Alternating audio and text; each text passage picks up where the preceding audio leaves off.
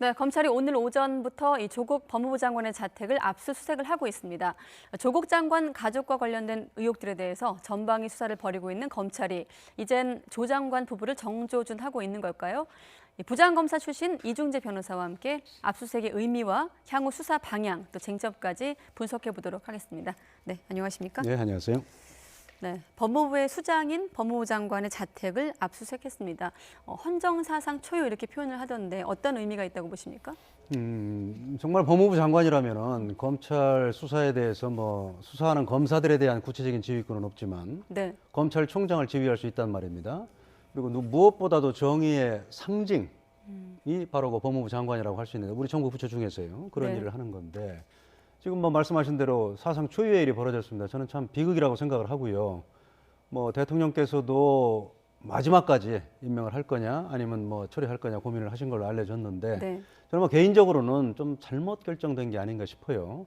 그래서 우선 가장 큰 임명의 목적이 검찰 개혁을 하겠다. 그런데 우리 인물이 조국 장관 한 사람만 있는 건 아니잖아요. 그리고 이렇게 되면은 조국 장관은 지금 검찰 개혁을 정말 숙고해서 좋은 안을 내놔야 되는데 이게 무리한 힘이 들어갈 수가 있어요. 우리가 운동 경기를 할 때도 힘을 빼고 해야 잘 된다고 하지 않습니까? 네. 야구도 그렇고 심지어 복싱도 힘을 빼고 해야 된다고 하는데 지금 무리한 어깨에 잔뜩 힘이 들어가고 뭔가 지금 국민들한테 가시적인 성과를 조기에 지금 내놔야겠다 이런 생각을 하면은 검찰 개혁도 안 되고요. 그 다음에 지금 아까 말씀드린 대로 가장 정의의 상징적인 정부 부처의 수장이 법무부 장관인데 네. 과연 검찰 개혁을 할 명분이 있느냐 이 점에서도 아주 잘못됐고요. 지금 결국은 걱정했던 일이 벌어졌죠. 오늘 압수수색을 했는데 그것도 검찰 수사관들은 아마 오늘 9시부터 시작을 했습니다마는 조국 장관이 출근하는 걸 기다린 것 같아요. 8시 40분쯤 출근을 했다는데 마주치진 않은 걸로 그렇습니다. 알려지고 마주치지 있습니다. 않고 그 이후에 압수수색을 할 수밖에 없었던 이런 제 표현으로는 참 비극적인 일이 일어나서 정말 안타깝습니다. 네, 압수수색을 이제 왜 했는지, 이 시점에서 왜 했는지를 좀 여쭤봐야 될 것 같은데 어떤 부분을 좀 확인하기 위해서 장관의 자택까지 압수수색까지 가게 된 겁니까? 사실은 범죄 수사를 할 때는 본인에 대한 압수수색이 당연히 들어가야 돼요. 그런데 지금 조국 장관은 그동안 기자간담회도 있었고 또 청문회가 있었잖아요. 네. 그러니까 검찰로서는 그런 부분에 부담을 느낀 것 같아요. 청문회를 수사로서 방해하는 것 아닌가, 국회의 권한을 침해하는 거 아닌가, 이런 고민을 하면서 이제 본인에 대한 압수수색은 제외를 해놨었는데 네. 지금 할 수밖에 없죠. 그건 당연히 해야 되는 겁니다. 그리고 주변 수사를 통해서 지금 각 대학교라든가 의전원 또 코링크 피 이런 데 좀 압수수색을 통해서 네. 좀 굉장히 여러 가지 의혹이 드러났단 말입니다. 단순 의혹이 아니라 사실로 뒷받침되는 그런 혐의점을 검찰이 상당히 잡은 것 같아요. 장관의 자택까지 압수수색을 하기까지 어떤 점들이 좀 구체적으로 확인이 된 겁니까? 지금 우선 가장 대표적인 게 입시 비리 관련해서 부산대 의학전문대학원 관련해서 동양대 총장의 표창장이 위조된 거 아니냐. 이런 혐의는 상당히 지금 검찰이 포착을 한 것 같아요. 왜냐하면 정경심 교수의 동양대 사무실 그 PC에서 지금 그 하드 드라이브를 교체했지 않습니까? 네. 거기에서 지금 동양대 총장의 아들의 정상적으로 발급받은 아들의 표창장이 나왔고요. 아들의 표창장에서 총장의 직인만을 이렇게 옮긴 그림 파일이 나왔고 또 딸의 그 표창장 한글본, 그다음에 완성본 이렇게까지 나왔기 때문에 적어도 부산대 의학전문대학원 부분에 있어서는 사문서 위조, 또 부산대가 국립대학이다 보니까 공무집행 방해 이 점은 지금 검찰이 입증을 했다고 생각할 것 같아요. 그리고 지금 조 장관의 오촌 조카인 조모 씨가 여러 가지 사모펀드 운영 관련해서 횡령을 했다, 자본시장법을 위반했다 이렇게 해서 실제 소유주다 이렇게 해서 구속이 됐는데 지금 보면은 정경심 교수가 사모펀드의 운영에도 지금 상당히 관여한 정황이 드러나고 있어요. 그 일례가 이제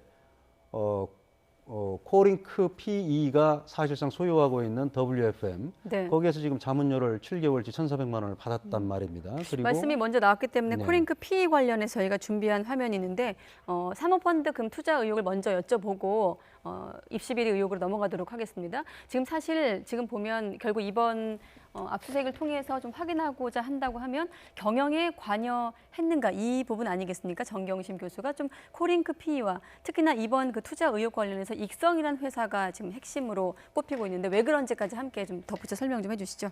예, 지금 사실은 뭐 코링크피가 이제 자산 운용사고요. 네. 지금 뭐 화면에 나오고 있습니다만 자산 운용사가 여러 가지 그 펀드를 조성할 수는 있어요. 지금 뭐 레드 펀드다, 블루 펀드다, 뭐 그린 펀드다, 또 배터리 네. 펀드다 이렇게 해서 차례차례 그 투자를 합니다.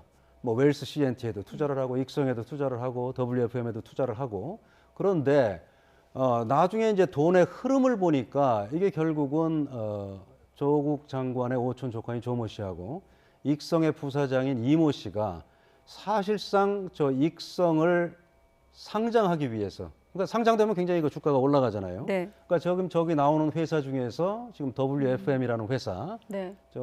배터리 관련된 회사인데 저 회사가 지금 코스닥에 상장이 돼 있어요. 그래서 저 회사하고 익성에서 만든 회사하고 합병을 해서 그러면 이제 이미 WFM은 코스닥에 상장이 돼 있으니까 상장된 회사를 이용해서 상장하는 걸 우회 상장이라고 하지 않습니까? 예.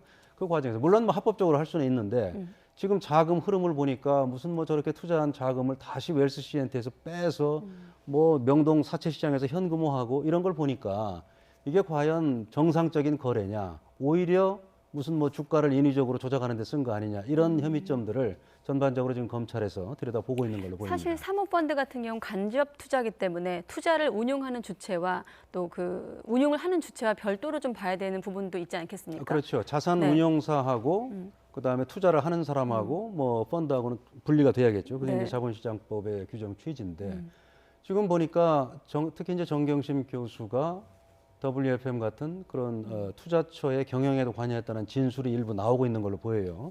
그렇기 때문에 이렇게 되면은 조국 장관은 그때가 이제 민정수석일 때인데 민정수석은 우리 공직자윤리법에 의해서 주식을 갖고 있으면은 매각하거나 아니면 백지 신탁을 해야 돼요. 네. 그런데 저렇게 경영에까지 만약에 조국 장관까지 뭐 저걸 다 알고 주식을 처분한 돈을 결국은 저런 식으로 해서 사모펀드에 투자를 통해서 다른 회사의 주식을 그대로 갖고 있는 형태가 된다면 지금 뭐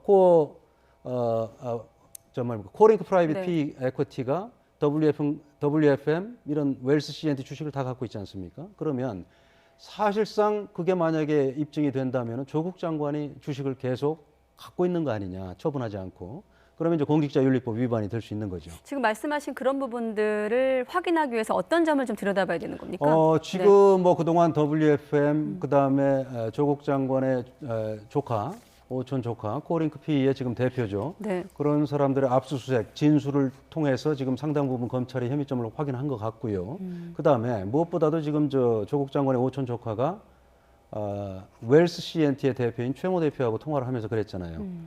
이거 우리 자금 흐름이 밝혀지면 난리 난다. 특히 저 익성의 이름이라든가 익성의 부사장 이름이 언급되면은 우리는 다 끝난다. 조국 장관도 물러날 수밖에 없다. 뭐 이런 수사 초기에 그때 청문회 전이죠. 그런 녹취록이 지금 발견이 됐잖아요. 그렇기 때문에 이 자금 흐름에 대해서는 검찰이 아주 집중적으로 지금 보고 있는 걸로 보입니다. 네, 알겠습니다. 그 부분은 말씀하신 대로 아직까지 의혹이기 때문에 뭐 일단 진술만 놓고 판단할 수는 없고 다른 자료라든지 이 사모펀드 그 관계도에서 어떤 부분들이 좀 확인되는지는 좀 앞으로 지켜봐야 되지 그렇습니다. 않을까? 그렇게 해서 네, 지금까지 생각합니다. 이제 검찰이 진술도 받았고 네. 그다음에 압수수색을 통해서 자료도 확보를 했을 걸로 보이는데요. 그 마지막이 결국은 익성입니다. 결국은 지금 검찰에서 의심하고 있는 거는 익성이라는 게 결국은 익성을 통해서 상장을 시키기 위한 그런 준비단의 성격이 바로 코링크 피이다.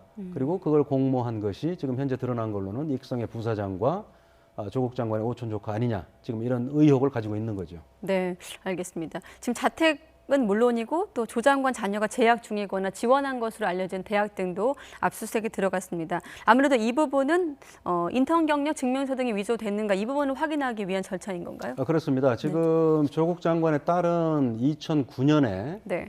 서울대 이제 공익인권법센터에서 인턴 활동을 하고 인턴 활동에 대한 증명서를 발급받았다 이렇게 주장을 하고 조국 장관도 이제 오늘 아침에 일부 언론에서 그 부분이 이제 허위다. 조국 장관이 직접 위조한 거 아니냐. 왜냐하면 지금 검찰에서 이미 확보하고 있는 조국 장관 자택에서 교체하려고 한 그 하드 드라이브가 있죠. 그거를 네. 이제 그 자산 관리인으로 알려진 한국투자증권 직원이 검찰에 임의 제출을 했어요. 그래서 그걸 분석하다 보니까 조국 장관 자택 컴퓨터에서 서울대 인턴 증명서가 나왔다. 이게 왜 조국 장관 자택에서 나오느냐? 그러니까 이것도 위조한 거 아니냐? 지금 검찰이 이 부분을 들여다보고 있는 거죠. 네, 지금 압수수색 중인데 자택에 대해서는 지금 입시 비리 의혹이 하나 있고 사모펀드 의혹이 있는데 오늘 이 부분을 다 들여다보기 위해서 자택까지 압수수색을 하는 겁니까? 오늘 자택은 뭐 표면적으로 알려지기로는 지금 네. 뭐 방금 말씀드린 네. 대로 교체된 하드 드라이브에서 조국 장관 자택에 뭐 그런 인턴 증명서가 그 PC에 들어가 있었다. 그러니까 입시 비리에 치중된 걸로 보여요. 그리고 사모펀드는 아무래도 뭐 지난 며칠 전에 지금 압수수색을 했는데요. 익성을 통해서 사모펀드는 확인하는 게 관건인 것 같습니다. 네, 그렇군요. 사실 뭐 지난주부터 정경심 교수 소환이 임박했다 이런 보도가 계속 나오고 있는데 뭐 지금 소환에 불응하겠다는 거는 뭐 정 교수 측은 아니라고 지금 부인을 하고 있는 상황이고 오늘 그 조국 장관 같은 경우도 소환 응할 것이다 이렇게 입장을 밝혔거든요. 정경심 교수 소환은 어떻게 전망하십니까?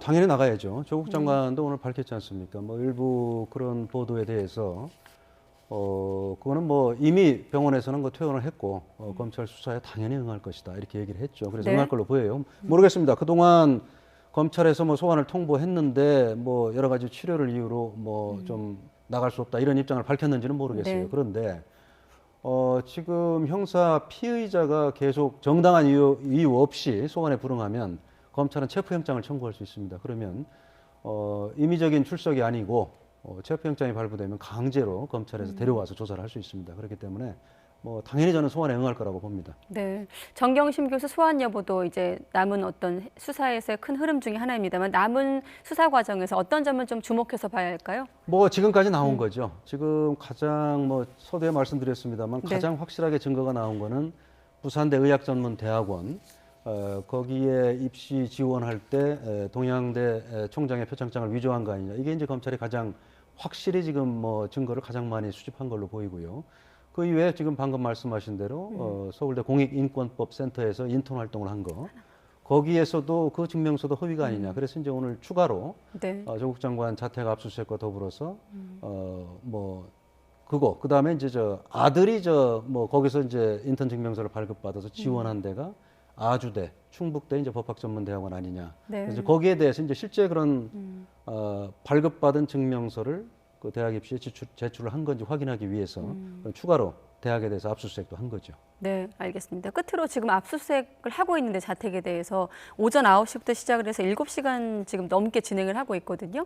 뭐 PC와 관련된 것 말고 어떤 부분 지금 대상에 대해서는 지금 정확히 알려지지 않고 있는데 어떤 부분들을 지금 대상에 넣고 하고 있을까요? 사실은 PC가 예상을 제일 한다면? 중요해요. 네. PC는 뭐 지워도 다 나오는 거니까 거기에 뭐 모르겠습니다. 지금 뭐 조 장관 말대로 그런 일을 한 적이 없다면 아무것도 안 나올 테고 만약에 한 적이 있다면 지우더라도 다 자국이 나오니까 거기에는 대학 입시에 관한 자료뿐만 아니라 정경심 교수도 그 컴퓨터를 만약에 썼다면은 네. 저런 사모펀드에 관련된 자료도 나올 수가 있죠. 그리고 지금 뭐 어느 정도까지 압수수색 대상인지 모르겠습니다만은 사실은 조국 장관 본인 또 딸 조민 씨 아들 그리고 조국 장관의 부인의 핸드폰도 사실은 압수수색을 해야 돼요. 핸드폰을 통해서 여러 가지 연락을 주고받았을 수도 있거든요. 근데 그 부분은 지금 보도가 안 되는 걸 보니까 핸드폰까지는 지금 압수수색을 안 하는 것 역시나 뭐 같습니다. 가정입니다만 이번 오늘 자택 압수수색만 놓고 봤을 때 수색을 했더니 만약에 검찰이 원하는 어떤 성과가 없었다면 그 다음에 수사는 어떻게 좀 전망할 수 있을까요? 검찰은 지금까지 어느 정도 나왔을 거예요. 그리고 압수수색 영장이 발부가 됐다는 거는 물론 뭐 압수수색 영장이 발부됐다고 해서 뭐 죄가 증명된 거 그 정도는 아닙니다. 네. 그건 뭐 최소한의 소명 자료를 통해서도 압수수색 영장은 발부받을 수 있으니까요. 근데 검찰은 아마 특히 특히 이제 법무장관에 대한 물론 뭐 법 앞에 다 공평하겠습니다만은 수사기 때문에 어느 때보다도 신중하게 할 거고 어느 정도 자료가 나왔기 때문에 압수수색을 진행한다. 저는 그렇게 생각을 합니다. 예, 알겠습니다. 여기까지 듣도록 하겠습니다. 이중재 변호사였습니다. 오늘 고맙습니다. 네, 감사합니다.